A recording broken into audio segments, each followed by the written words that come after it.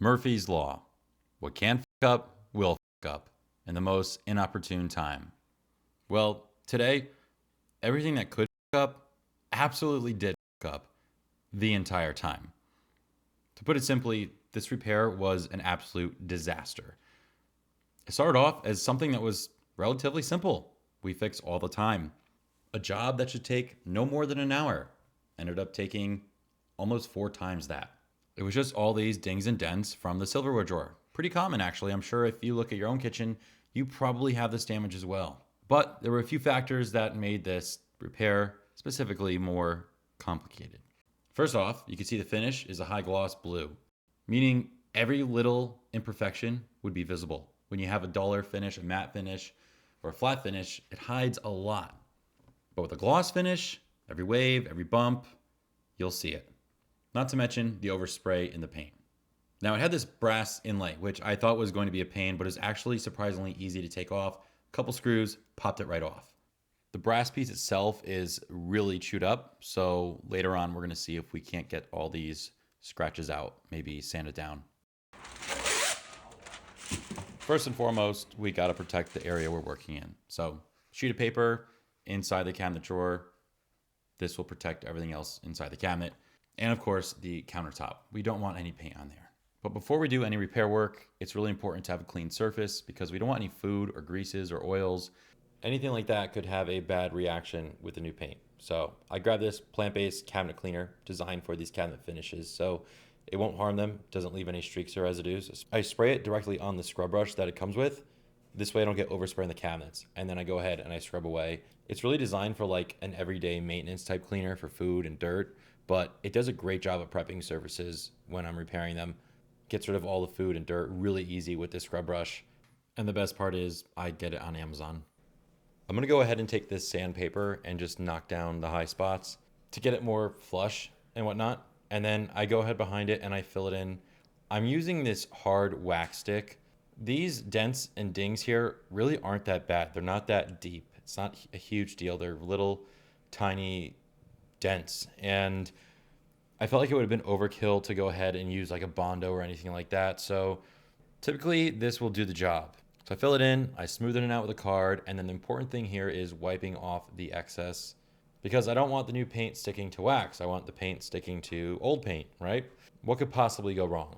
So I mix up my paint, give it the first coat. I'm doing a light coat here because it was very thin paint. I want it to lay down nicely. And what do you know? It looks like absolute dog. Not exactly sure what went wrong here, but it went wrong. So 2 options: 1, strip it off and start over, or 2, sand it down smooth and give it another top coat. We went with option 2. So I give it a nice even coat, let it dry, and it looks even worse. You really can't make this up. Now it looks horrible. You can see the sanding marks, the paint didn't lay down, even worse than it didn't lay down before. It just looks awful. And being high gloss, you see everything, like I told you before. So it looks even worse than, if it wasn't high gloss. Regardless, it is garbage. So it has to be fixed. At this point, I said, you know what? Let's just start over. So I soaked the whole thing with some lacquer thinner, melted the paint, scraped it off with a credit card, basically, and just took all the paint off. Because at this point, if you try messing with it now, you're just chasing your tail and it's not going to get any better. So it took a while, but this was the right play. Scraped it all off, and I got everything refilled back in with the wax stick. But this time around, I'm going to take my paint and I'm going to tweak it a little bit. I'm going to add some more thinner, and I'm going to add a flow enhancer to make the paint lay down nicer. I think this, at this point, should solve all our problems, in theory. I also heated it up a little bit to make the paint atomize better. More pressure inside the can, it's going to spray a lot faster. So anyway, it looks really good the way it's spraying. So I go ahead and put my first coat on and check it out. It's looking really nice. And of course, it's not perfect. There's a little bumps, little divots. That's kind of expected for the first coat. I got to let it dry, let it relax. And then I'm going to sand it back down smooth and top coat it again. But so far, it's looking really good. Remember what I said in the beginning of this video? What can f up will f up. Well, it f up again. And this was the worst time because I thought I was done and I was getting so excited, ready to pack up and go get lunch. But no, this is what I was left with. Finish laid down great where it laid down. However, everywhere there was a wax fill, the paint was cracking and curdling. And I honestly couldn't believe it. I really could not believe this. This rarely ever happens, but what could fuck up at the most inopportune time? This is that time. This is the time right now where it was supposed to fuck up, and it fucked up.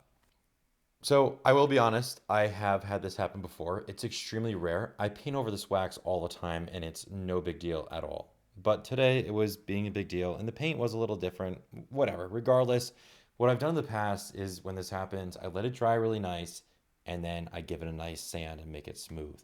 A fresh top coat, and we're good. There's no more problems. It's solid, it's sturdy, we're all set. Mind you, I'm waiting like a half hour in between each coat here. So we're on hour like number 4, okay? So I go ahead, I sand this back, I give it a fresh coat, and what do you know? It's even worse. At this rate, there is no saving this, and I don't even want to attempt it. So it's getting stripped off. Soaked it with lacquer, scraped it off with the card again, went down back to the bare old finish, and I even removed all the wax. I scraped off the wax outside of all the divots because we're not using wax on this job. Ain't happening. Apparently, it's a problem. We resolved the paint by adding the flow enhancer, but now the wax is the problem. So go ahead and start over. I end up using this glazing putty. It's pretty good. It dries in about 20 minutes and you could spray over it. 20 minutes is a lot longer than wax, which you could instantly spray over, but apparently wax is not the greatest to use after all. I end up doing a few coats of this, so this took like, 45 minutes to get set up and ready to spray. But I gotta tell you, once we got there, this stuff was phenomenal. It was perfectly flat, it was hard, it was smooth. Did a couple coats of paint on top of it, and that was it. We were done. It came out perfect. The paint laid down, no cracking, no curdling, no issues. Although I will say I did sand down the first coat before the second coat. It's kind of expected. You want to get rid of any impurities and imperfections. I gotta say, guys, this is one mistake I will never make again. Luckily, I had other things to work on in the house during all this time, but still, it was extremely aggravating. But we're not done yet because we still have this brass piece. Remember? Now, I thought just sanding it down would do a really nice job at fixing all these scratches and stuff like that. Start with like 120, work your way up 320, 400, 600, whatever. But I did a little test on the back and it really wasn't looking too hot. I don't think this is solid brass. It's like a coating, and you know what? It ain't worth me getting involved because if this one piece doesn't match the rest of the kitchen, well, I'm in for it. So we left it alone. You remember Murphy's Law from the beginning of this video, right? Well, you know what? I'm just going to let this play with the volume on so you can get the same reaction I did. Enjoy.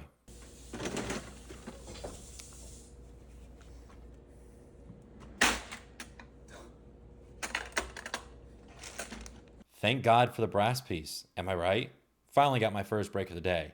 When that fork hit that brass, my heart sank. I could not believe it because the exact reason why I was there in the first place was to fix this problem, and I almost caused it again after all that trouble. This is the final product. It looks amazing. A slight orange peel, but that'll lay down overnight as the paint cures. The main takeaway here is don't get this silverware drawer. Don't get the 2-layer silverware drawer. It's just a bad idea. Sounds good in theory, but it sucks.